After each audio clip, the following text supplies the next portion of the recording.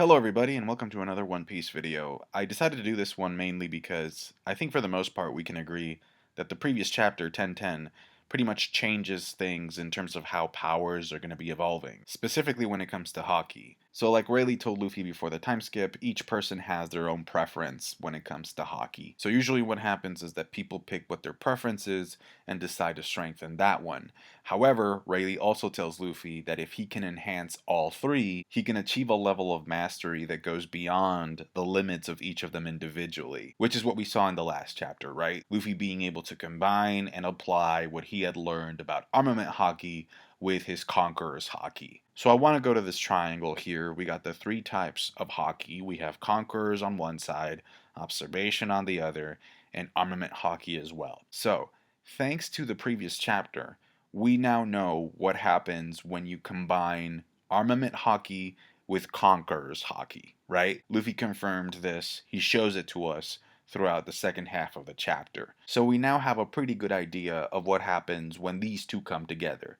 And that's not the only possibility. There could be even more possibilities, right? I mentioned in the review how maybe if a swordsman were to combine their Armament Haki with their Conqueror's Haki consistently, that could result in them eventually creating a black blade. So that's a possibility there as well, especially because, according to Kaido, Zoro has Conqueror's Haki. So if that's true, then because Zoro is an Armament Haki expert already, or because Armament Haki is already Zoro's specialty, the next step would logically follow that it would be for him to be able to combine or apply Conqueror's Haki onto his weapon. So he'll get used to it and eventually do it enough times so that he doesn't have to be at the brink of death to activate that combo. Okay, so that's for Armament and Conqueror's Haki, alright?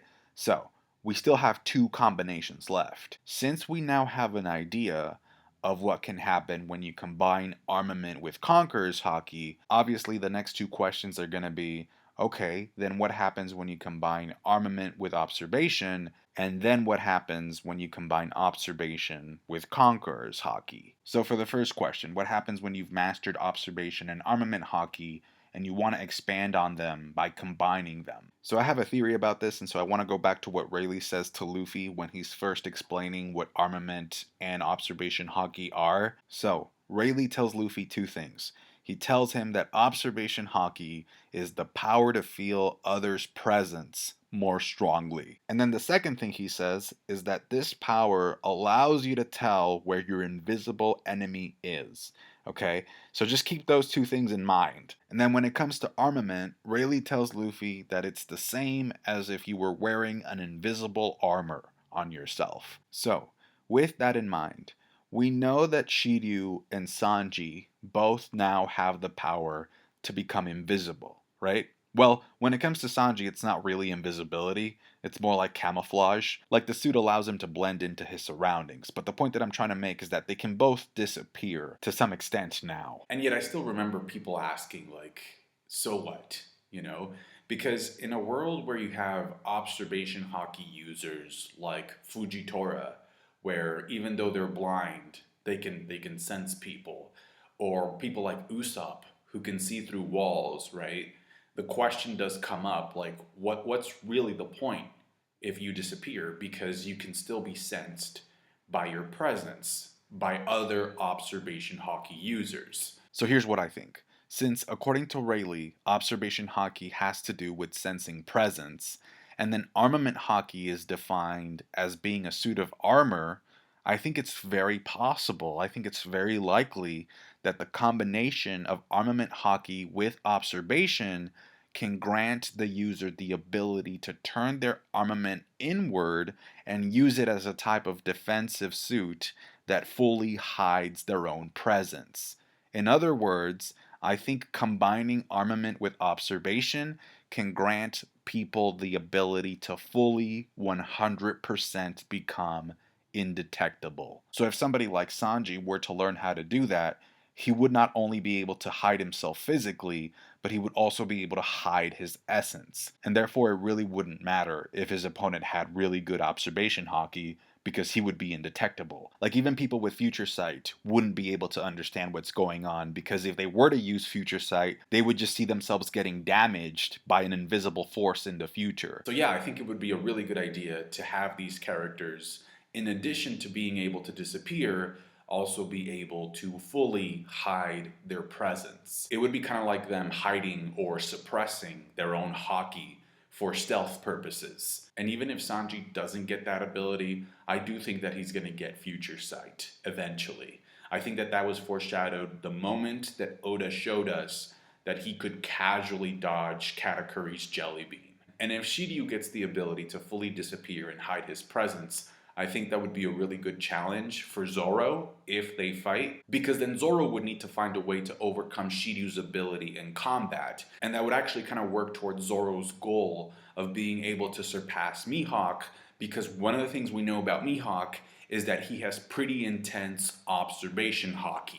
We knew this all the way back in the East Blue, where Mihawk is able to see through Zoro's attack. When Zoro first challenges him, Mihawk makes a reference to observation haki by telling him that if he's a legit swordsman, he should be able to see the enormous gap between their power. And we also have people making comments about Mihawk's eyes as if there was something really special about them, ability-wise. So I think it would make sense for Shiryu to fully become indetectable, fight Zoro, and then for Zoro to find a way to overcome that obstacle. And that'll be kind of near the end game. Now, with that in mind, there's something that's been bothering me for a while now because of a theory that I read.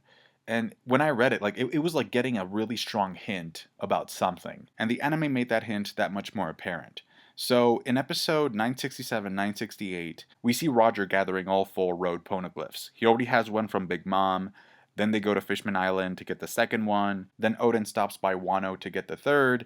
And then they finally reach Zoe to get the 4th final poneglyph they need. And so after Roger collects all 4 road poneglyphs, we get a scene in the anime where we see that Roger is very sick. And we already knew that he was sick all this time, right? That his time was limited, and so he was basically doing a speed run to be able to get to the One Piece as soon as possible, because he couldn't afford to waste any more time.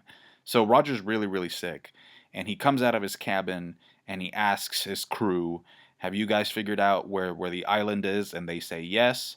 Okay, let's go immediately. However, right after that, Buggy gets sick, and Shanks decides that he's going to stay with him, and then Shanks tells Odin and Roger that him and Buggy will get to Laugh Tale one day on their own. And so not only does that statement foreshadow the fact that Shanks will go to Laugh Tale in some way, shape, or form in the future, or maybe he's already been there, and so maybe he's in charge of guarding the entrance, or, seeing who gets there first. Maybe he's just waiting for Luffy to get there, and that's why he told Luffy, return this hat to me once you become a great pirate. Because if you're not a great pirate by the end of that journey, then it's not going to be enough for you to get to Laugh Tale, because after you get to Laugh Tale, it's going to start a huge war, and so you need to grow a lot stronger before you get there so that you can face the obstacles and the threats that will come after you get to Laugh Tale. But anyway, this statement from Shanks also foreshadows Buggy going to Laugh Tale as well, which makes perfect sense, because if you remember, after Luffy defeated Doflamingo, Buggy's business was booming because pirates couldn't get any weapons from Doflamingo anymore, so instead they turned to Buggy's delivery service for them. However, we also learned that Harjundin and his crew of giants who were working for Buggy decided to quit because they joined the Straw Hat Grand Fleet after Luffy defeated Doflamingo. So the Giants ended up bailing on Buggy, and Buggy was very upset because the Giants were one of his biggest earners for his business. And so we know that Buggy currently has a pretty big grudge against the Giants, and therefore Luffy. So, with that in mind, either Buggy shows up at the start of Elbaf, or he shows up by the end of the Elbaf arc to address this grudge. Really, the point that I'm trying to make here is that Buggy will be reintroduced into the main story right before the Straw Hats make their journey to Laugh Tale. So it all points to Buggy being able to reach Laugh Tale this time around, because he wasn't able to go the first time. Okay, now with that said, after Buggy gets sick and Shanks decides to stay with him, this is the island that they stay in.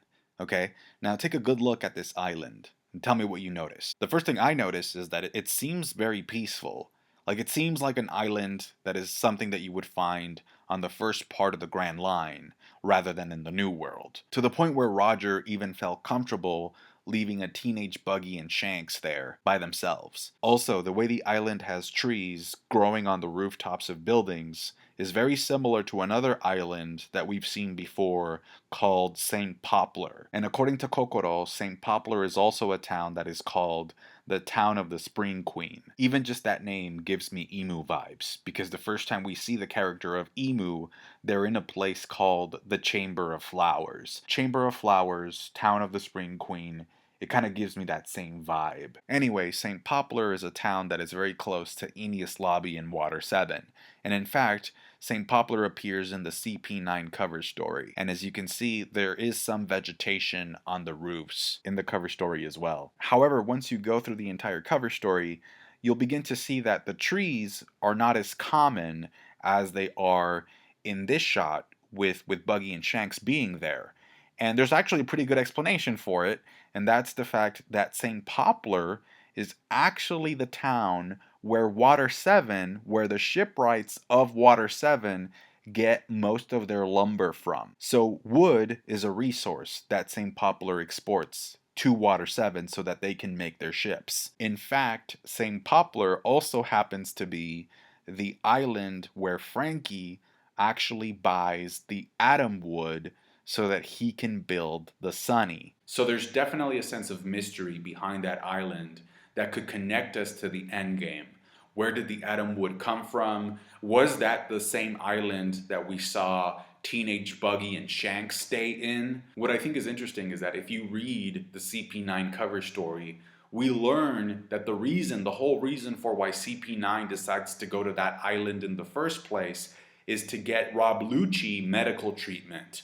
And we know that Buggy got sick when he was with Roger, and potentially he was left in that island. So it sounds like it's the same reason for going there in the first place, to be able to get some medical treatment. Again, in the CP9 cover story, there are a lot less trees than we saw back when we saw Shanks and Buggy in the island. But again, that doesn't really bother me, because if lumber is a product that St. Poplar uses for commerce and business, and that's what they're known for exporting trees and stuff, it would make perfect sense that the island would have less trees 2 years ago than it did 25 years ago when Shanks and Buggy were there. And even if you don't believe that that's the same island, we also kind of know what CP9's training ground looks like, their hometown, and there's like a tower with a tree on the top.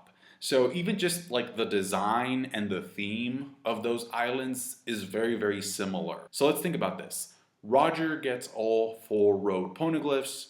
He comes out of his cabin and he asks his crew, "Do you know where the last island is?" And they say, "Yes." Okay, let's go there.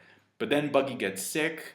They drop him and Shanks off on this island, and then they go to Laugh-Tale. Now, the last road poneglyph that Roger gets is in Zoe, and we know that Zoe is in the New World. So if they left Buggy and Shanks in St. Poplar, then that means that Roger thought, for whatever reason, it would be a good idea to cross over the red line back into Paradise to be able to leave the teenagers there. But why though? Why not just find a town in the New World and leave Shanks and Buggy there? Unless one of the things that's always been in like the back of my mind and kind of worries me a little bit is how geographically, if you look at the way the story has been going, we have been moving away from the endgame enemies. We know that Imu and the Gorosei are in Marijoa, which is on the red line. We also know that the Marine headquarters is near there as well. So if you look at it from a geographical standpoint, we have done nothing but sail away from those enemies ever since the beginning of the time skip. And not just our enemies, but there's a bunch of friends, a bunch of allies that Luffy made throughout his journey that are still behind that first half of the red line. So when are we going to go back there? I mean, there's the people in Alabasta, Vivi, Water 7. You know, Iceberg said that one of his goals was to turn Water 7 into a ship. When are we going to see all of that in the story play out? You also have the prophecy of Luffy being the one to destroy Fishman Island and the promise that he made to Shirahoshi about taking her up to the surface. So there's a whole bunch of plot points that need to be addressed that are way behind us. So with that in mind, and taking into consideration the possibility that maybe the island where Roger left Shanks and Buggy is in fact St. Poplar, which is on the first half of the Grand Line, it could be possible that maybe we have been misled all this time to think that Laugh Tale is somewhere at the end of the New World, and that instead Laugh Tale, or the One Piece, is actually hidden in the first half of the Grand Line. I mean, unless Roger could do some crazy stuff with his hockey that would allow him to make journeys for him and his crew a lot faster, right? Why would he go back to the other side of the red line? Unless St. Poplar is on the way to Laugh Tale, or on the way to the One Piece, or nearby where the One Piece is, like, it just doesn't make a lot of sense, especially if Roger's time is limited because he's very sick. So I can definitely see us getting a scene where after Elbaf, the crew either goes to Lodestar or they go to where they think Laugh Tale is, and they finally get to the place, they get to the thing, and then they realize, oh no, this isn't it. We've been going the wrong way. We have to go back. I mean, you would still need to go through the New World to get the road poneglyphs, but ultimately I can totally see Oda throwing a curveball at us and being like, yeah, like all this time you've been going in the opposite direction. I mean, just think about it. All the final villains, with the exception of Teach, are all behind us. They're all nowhere near the direction in which we think we're supposed to be going. And then, sort of on that note, another question I've seen fans have is regarding the mystery behind Shanks's mobility. Like, for example, in Marineford, he shows up to stop the war all of a sudden, and the Marines can't believe it. They're like, no way. How is it even possible that he's here if just yesterday he was having a run in with Kaido back in Wano? So how is he able to get to Marineford so quick? Something similar happens after Whole Cake. We see Shanks on this island in the middle of nowhere reading the news about Luffy's new bounty with nothing but sea ahead of him, and then the next time we see him a couple of chapters later, boom, he somehow managed to infiltrate the Reverie and he's talking to the Gorosei. To the point where even one of the Gorosei asks, why did you come all this way? So how did he even get there so fast to begin with? So from what Kaido told Luffy in the previous chapter, only a select few people can actually use Conqueror's Haki the way that he uses it. And I already talked about how Shanks has to be one of those select few people, but then another question that arises is, okay, if Shanks is one of those select few people, then what else can he do with Haki? Can he combine some of the other types, advanced type levels, to achieve some type of special mobility that allows him to move forward through space and time? Maybe he saw his captain do something similar, so he learned that ability for himself as well. Now, one of the questions I left open in the beginning was, okay, what happens when you combine a mastery of observation Haki with a mastery level control over your Conqueror's Haki? Or what about if you master all three advanced types to an extreme level? What then? Okay, so I have another theory about this, so here goes nothing. So we know from Luffy and Katakuri that if you train your observation Haki really, really well, it grants you the ability to see into the future, right? Okay, so that's for observation Haki. Now when it comes to Conqueror's Haki, Rayleigh tells Luffy that Conqueror's Haki is the only type of Haki that you can't train directly. You can learn how to control it, but you can't train yourself to get it, and you also can't train it up directly like observation and armament to get an upgrade from it. The only way your Conqueror's Haki gets stronger is if you as a person get stronger in general. And the reason for this, according to Rayleigh, is that King's Haki is the owner's spirit itself. Which, by the way, it's super interesting that Rayleigh uses the word spirit to describe Conqueror's Haki, because that's the exact same word that Kaku uses to describe Zoro's Ashura when he activates it for the first time. So that's another bit of evidence that points towards Zoro's Ashura being a manifestation of his Conqueror's Haki. Now, I always found it interesting that in both Whitebeard's last words and in Roger's last words to Rayleigh, there seems to be some kind of a reference or allusion to Roger being able to overcome death in some capacity. As a reminder, Whitebeard tells Blackbeard that he is not the man that Roger is waiting for. ING, waiting, present continuous. And then Roger tells Rayleigh, I'm not gonna die. So if observation Haki has to do with presence and seeing into the future, and then Conqueror's Haki has to do with intimidation and your spirit, could it be possible that the combination of these two advanced types of Haki allows the user to actually project a part of their spirit further into the future. Now, before some of you get angry, I'm not talking about the ability to full blown come back from the dead, because that ability has already been reserved and given to Brook. I'm talking about Roger being able to project a part of his will and spirit onto the future with a very fixed message or intention so that these quotes make sense once we get to Laugh Tale. In Saboti, Rayleigh says that Roger always loved doing things in a very flashy way. And he says that Roger even seemed to enjoy thinking about a plan for the future. Also, there is a moment in chapter 1000 where Yamato and Ace are talking about Roger, and Ace doesn't know that Yamato is talking about Roger and therefore his dad. But Ace ends up saying this about Roger. He says, maybe one day me and Luffy should sit down with him for a drink. So if this is foreshadowing, how is this going to happen if both Ace and Roger are already dead? So again, King's Haki has to do with the user's spirit, observation is about presence, and then armament is kind of like a force field that you can infuse on things. So maybe Roger left a bit of his spirit, a bit of his presence by infusing it onto an object. Maybe he infused it onto the One Piece to be able to judge whether or not the person who finds the treasure is actually worthy of being Joy Boy's successor. I also kind of wonder if, like, once you achieve a full-blown level mastery over the 3 types of Haki, if you could somehow give some of your Haki to somebody else, to somebody that you loved. Because I'm thinking about Roger being able to pass down his Haki down to Ace. But then I've also been thinking about the possibility of Luffy being able to protect his friends by coding them in his own Haki. Like maybe by the end of the series, something really bad happens and Luffy puts like a Haki bubble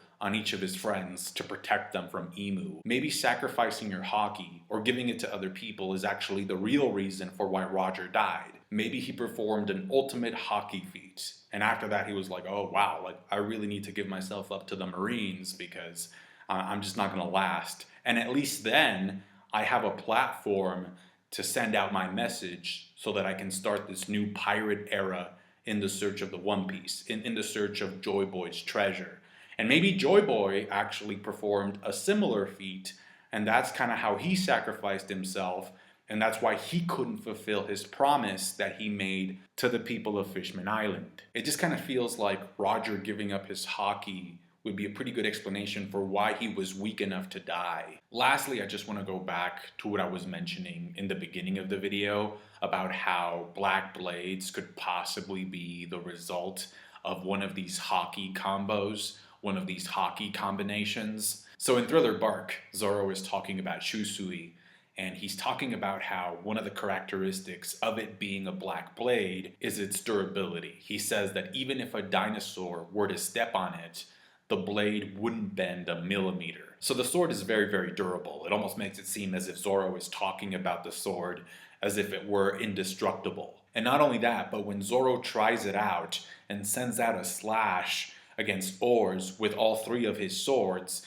he notices that Shusui actually absorbs the slash of the other 2 and combines them to create an even bigger slash. So there's some capacity there for absorption that the black blade has. And then Zoro also makes a comment about Shusui's weight and how the sword is heavier than what he's used to. So we have an object, a black blade, that used to belong to a very famous swordsman from Wano that happens to be very, very durable, indestructible even, and that is heavy, okay? So what other objects do we know of in the series that are also very, very durable, indestructible, and that are very heavy, and that also happen to come from Wano? The poneglyphs, right? We know that Wano is the land of samurai. It's also where the Kozuki clan is from, the clan who created the poneglyphs, who invented them and made them indestructible. And then we also know from Roger's trip to Skypiea that he can sense a voice coming from the poneglyph. So maybe the Kozuki clan actually used one of these combinations of Haki to infuse the poneglyphs with their voices and with the capacity to be very, very durable. So we're really talking about the poneglyphs having similar characteristics to that of a black blade. We have absorption to some capacity, just like Shusui absorbed the slashes of the other two swords. The poneglyph absorbs the voices of the past. We're talking about it being heavy. Poneglyphs are heavy, and we're talking about them being indestructible, similar to what Zoro says about Shusui. And then, of course, the whole thing about the Kozuki clan being from Wano, and then the people of Wano being samurai, who also would know about swords, right? And know about Rio and Armament Haki and all that stuff. So that kind of traces it as a potential part of Zoro's heritage, which, most fans have speculated that Zoro is originally from Wano. So it kind of makes the puzzle pieces of the mystery connect very, very well in that sense. But also, it's kind of fun and interesting to think about, like, what combinations of haki allow you to create and to do what. So let me know what you think. Let me know if you have any other ideas for possible advanced haki type combinations that we're going to see in the future. Again, I think the last chapter opened up a pretty big Pandora's box in terms of what we can expect development-wise in terms of the power of haki. So let me know your ideas and your suggestions about where you think this is headed. Thank you so much for watching, guys, and for all your support. My intention with this channel, with these videos, is really just to hopefully get you to think about stuff that you haven't thought about before. So if I can do that, that's really accomplishing the purpose of the video and of the channel. So hopefully I did that with this. Thanks again for watching, guys. Take care, and I will catch you guys later. Bye.